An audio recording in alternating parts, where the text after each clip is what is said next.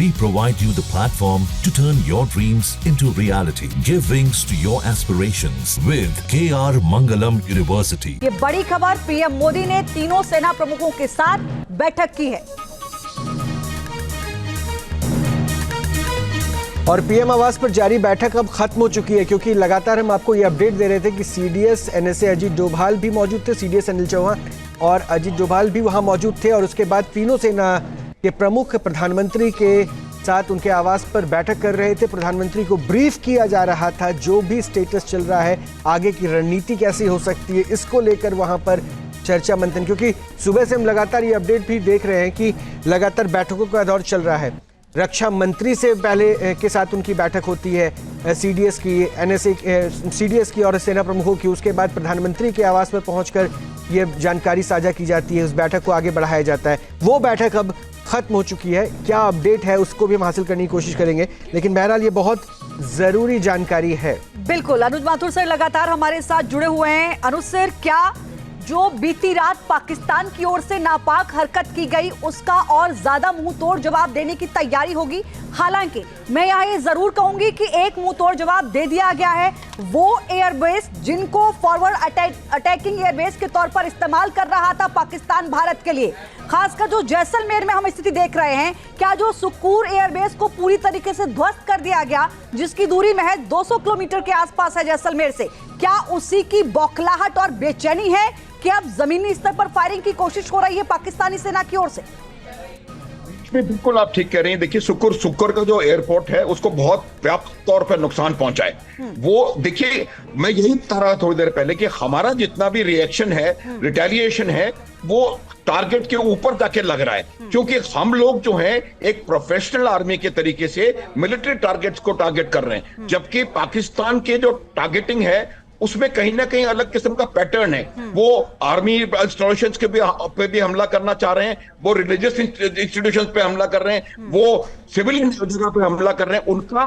उनके लोगों को बिल्कुल क्लैरिटी नहीं है कि वो चाहते क्या है अपने इन हमलों से, और उनको कहीं ना कहीं ये लग रहा है कि वो इसमें कोई रिलीजियस फर्वर या कोई और इनपुट ला करके, और वो कहीं और किसी किस्म के, देखिए लक्ष्मी, बार बार मैं कह रहा हूं कि वो लोग कन्वेंशनल वॉर नहीं चाहते। आपको रोक रहा हूं, उसके लिए मैं क्षमा प्रार्थी हूं, लेकिन मैं अभी एक अपडेट लेना चाह रहा हूं अपने सहयोगी विकास के साथ। विकास, मीटिंग क्या ओवर हो गई है? क्या कुछ बातें रही, अगर जानकारी मिल पाई हो तो? जी, प्रधानमंत्री आवास पर अभी बैठक चल रही है, बैठक खत्म नहीं हुई है।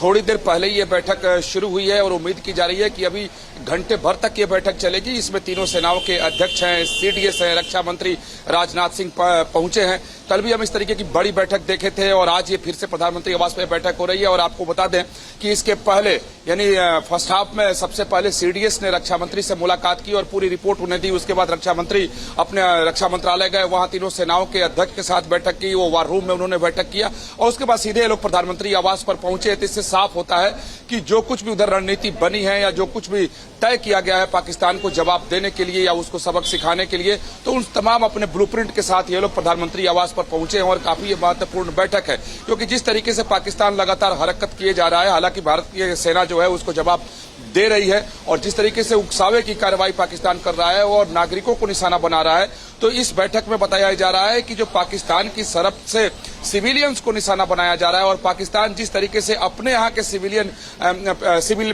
प्लेन को ढाल बना रहा है, तो जो परिस्थिति उत्पन्न हुई है, इसको लेकर के इस बैठक में महत्वपूर्ण चर्चा होगी।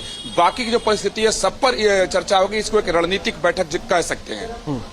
बिल्कुल, जो अब तक की कार्रवाई है उससे साफ कर दिया है भारत ने कि भारत पाकिस्तान के उकसावे का जवाब समुचित और संयमित तरीके से दे रहा है, लेकिन आगे और कितने बड़े तरीके से, कड़े तरीके से भारत के जवाब पाकिस्तान को देखने को मिल सकते हैं, इस पर क्या कुछ रणनीति रहेगी, इस पर भी नजर रहेगी।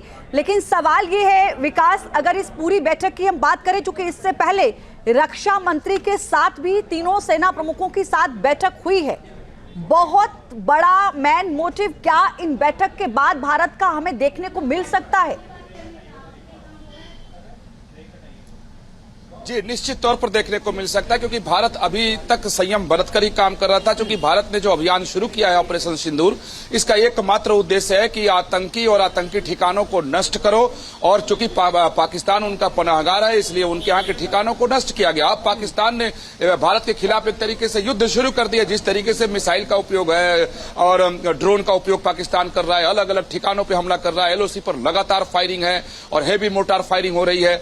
तो अब भारत भी उसका मुंह तोड़ जवाब देने लगा है। और आगे किस तरीके से पाकिस्तान को सबक सिखाया जाए, इससे संबंधित ये बैठक है। और इस बैठक में बहुत ही महत्वपूर्ण फैसला होगा, क्योंकि अब तक जो पाकिस्तान ने हरकत किया है तो भारत ने संयम से जवाब दिया है। भारत की तरफ से कोशिश ये रहा है कि पाकिस्तान का एक भी जो आम नागरिक है वो हताहत न हो, जबकि इससे उलट पाकिस्तान की नीति अब तक देखी गई है। तो आगे भारत की क्या नीति होगी, भारत किस तरीके से उनको जवाब देगा, ये तमाम ऐसी बातें हैं जो इस बैठक में चर्चा हो सकती हैं। न्यूज नेशन अब व्हाट्सएप पर खबरों की ताजा अपडेट के लिए न्यूज नेशन के इस QR कोड को स्कैन करें।